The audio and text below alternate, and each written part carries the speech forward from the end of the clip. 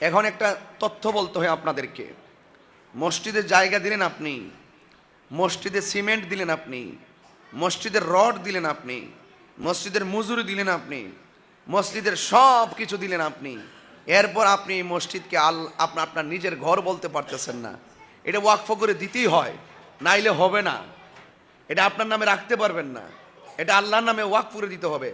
টাকা আপনার, জায়গা আপনার, আপনার বাড়ি আপনার বাড়ি, আপনার ঘর আপনার ঘর, কিন্তু মসজিদটা বলতে পারতেছেন না কেন? আপনার বাপের জায়গা হওয়ার পরও এটা বলতে পারতেছেন না কেন? তার একটা রহস্য আছে, একটা রহস্য। আল্লাহর হাবিব যখন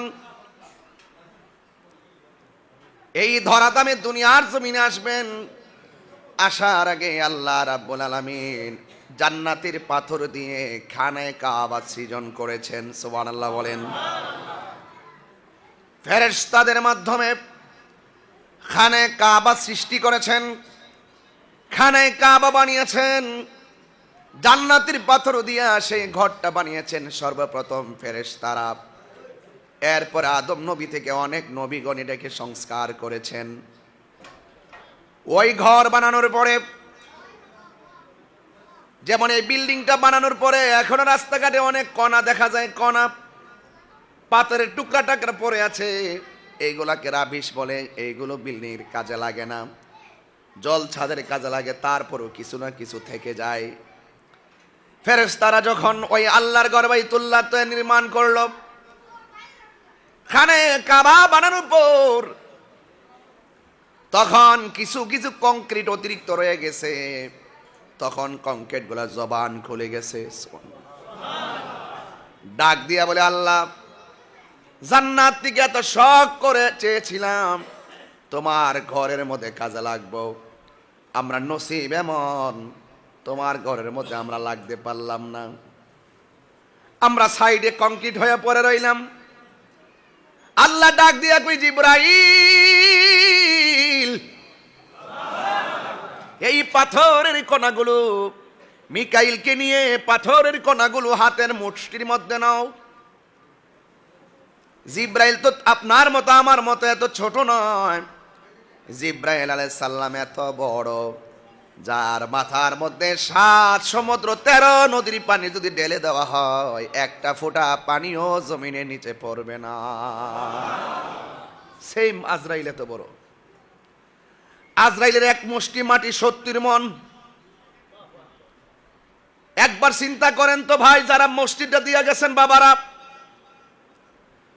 যদি আপনারকে আল্লাহ কবুল কইরা ফেলায়, আপনার ঘরের দরজায় আজরাইলে বন্ধুর মতো আসবে। আর যারা दुनिया के लिए आखिरत बर्बाद ना करो, किसी इंसान को खुश करने के लिए अल्लाह को नाराज ना करो।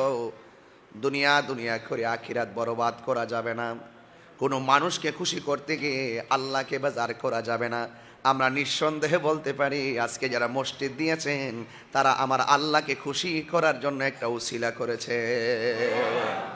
এর অন্য কিছু আছে? এর বাহিরে কিছু আছে? সন্তুষ্টি হলো আল্লাহর, বসুন আপনারা, সন্তুষ্টি হলো আল্লাহর। নামাজ পড়বো আল্লাহর সন্তুষ্টি, রোজা রাখবো আল্লাহর সন্তুষ্টি, হজ করবো আল্লাহর সন্তুষ্টি।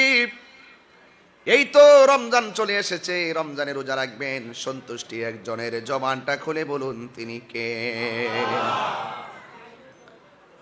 এই জন্য আমার আল্লাহ ডাক দিয়া বলে, জিবরাইল, খানাই কাবার অতিরিক্ত পাথর, এই পাথরের কণাগুলো তোমার হাতের মধ্যে নাও।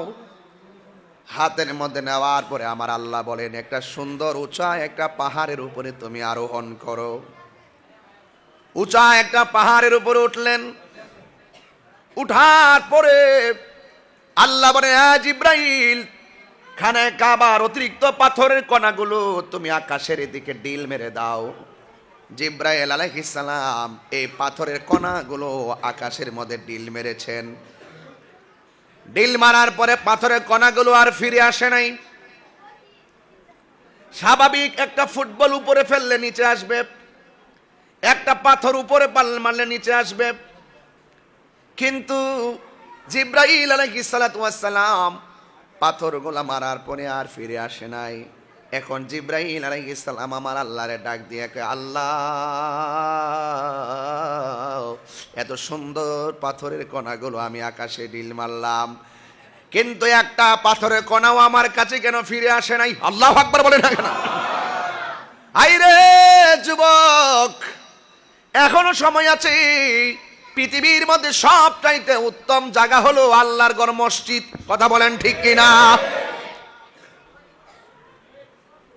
এবার জিব্রাইল আলাইহিস সালাম বলে, আল্লাহ, এই পাথরের কণাগুলো গেল কোথায়? একটা কণা ওদের ফিরে আসে নাই।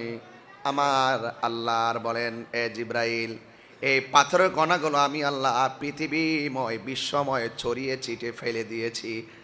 যেই জায়গার মধ্যে এখানে কাবার ছোট্ট পাথরের কণাটা পড়েছে, কিয়ামতের আগে হলো ওই জায়গার ভিতরে আমি আল্লাহর নামে একটা মসজিদ নির্মাণ হবে।